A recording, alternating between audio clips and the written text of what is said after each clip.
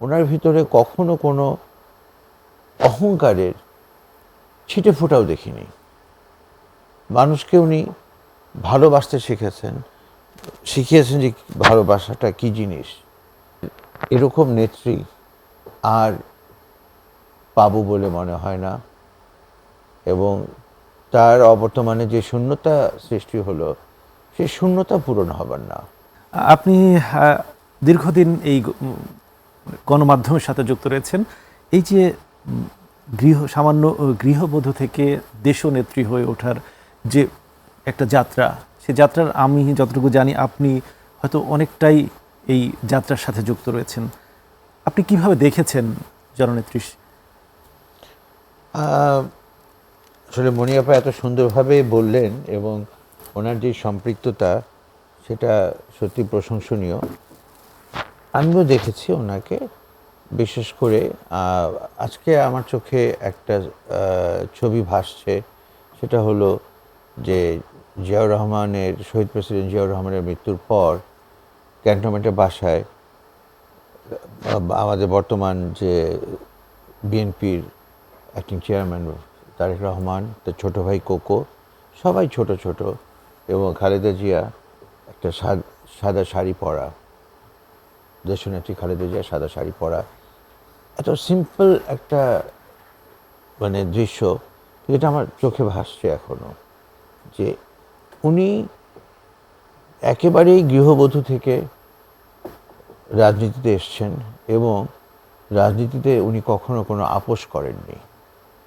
সবচেয়ে বড় কথা যেটা আপোষ করেননি, আমার সুযোগ হয়েছে ওনার সাথে বিভিন্ন ইলেকশন ক্যাম্পেইনে ওনার সাথে যাবার সুযোগ হয়েছে, ওনার সাথে হেলিকপ্টারে রাজশাহীতে, চাঁপাইনবাবগঞ্জে বিভিন্ন জায়গায় যাওয়ার। ওনাকে খুব কাছে থেকে দেখেছি। ওনাদের মতন অতটা না, কারণ আমরা সাংবাদিক হিসেবে একটা দূরত্ব থাকতো, কিন্তু তারপরে খুব কাছে থেকে দেখেছি।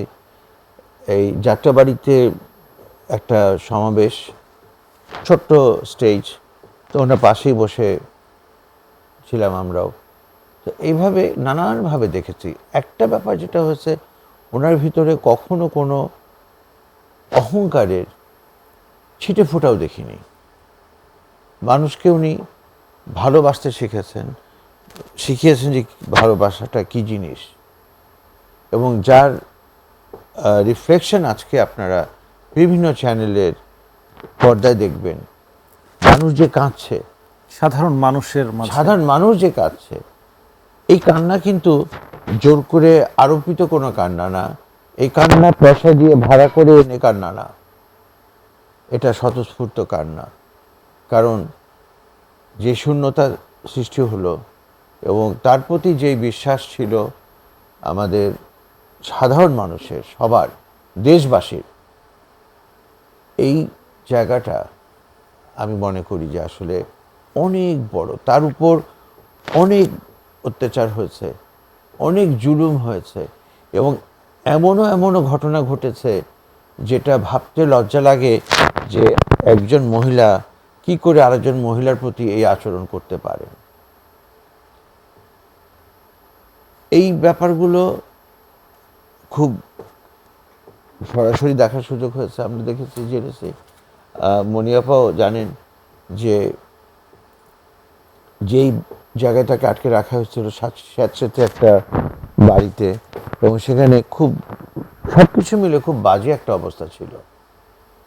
একটা টয়লেট, সেই টয়লেট সবাই ব্যবহার করত, মানে পাহারাদার পুলিশও করতো, দাঁড়ানো যেত না। হ্যাঁ, সেই টয়লেটে সোজা হয়ে দাঁড়ানো যেত না, সেটা উনিও ব্যবহার করতেন, তার কোনো উপায় ছিল না। তাকে পাহারা দিত যে পুলিশ, তারা ব্যবহার করত। ওনার সাথে যেই সহকারী ছিলেন, সেও ব্যবহার করত। এখন আপনি বলবেন যে এটা তো কেমন কথা হলো। আসলে এইরকম একটা আচরণ, মানে একজন আর্মি অফিসারের ওয়াইফ, তারা একটু পশ, একটু ভিন্ন হয়, তার এরকম জায়গায় যাওয়া কত কষ্টকর, এটা আপনি চিন্তা করতে পারবেন না। তো এই যে নানান পদে পদে, আসলে ওনাকে কিন্তু ওই পদে পদে ধাক্কা দিয়ে, চোর খাওয়া, জুলুম ইত্যাদির ভেতর দিয়ে কিন্তু উনি এই রনক ভাই, আমরা দেখেছি তিনি এত নির্যাতনের শিকার হয়েছেন, এত আপনি বলছিলেন যে তাকে এমন একটি জায়গায় রাখা হয়েছিল, তারপরও আমরা লক্ষ্য করেছি তিনি ভাষাগতভাবে এমন কোনো ভাষা ব্যবহার করেননি যা কারো কাছে কষ্টের। আমি বলবো এটা তো উনি করেনই নাই, এবং এই জিনিসটা কিন্তু পারিবারিকভাবে বলেন আর রাজনৈতিকভাবে বলেন তার ছেলের ভেতরে এসছে। তারেক জিয়া যেই ভাষণ দিলেন দেশে প্রত্যাবর্তনের পরে, কোথাও কি কারো প্রতি গালি কিছুই ছিল না। বিন্দু মাত্র কোনো রকম ব্যাপার ছিল না।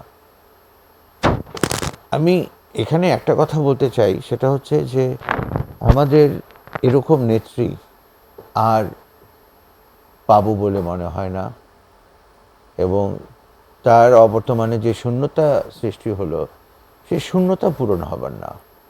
কতটা শূন্যতা অনুভব করছেন? আমি তো প্রচণ্ডভাবে শূন্যতা অনুভব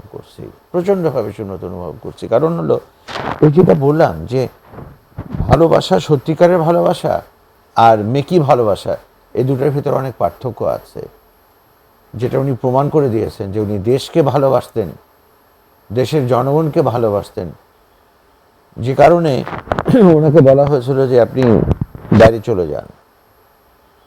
তখন কিন্তু উনি বলেছিলেন, ওনার নিজের লেখা এটা, উনি বলেছিলেন যে আমার তো কোনো বাইরে যাবার জায়গা নাই, এটাই আমার ঠিকানা, বাংলাদেশই আমার দেশ, বাংলাদেশই আমার ঠিকানা, এবং আমি এখানেই মৃত্যুবরণ করতে চাই।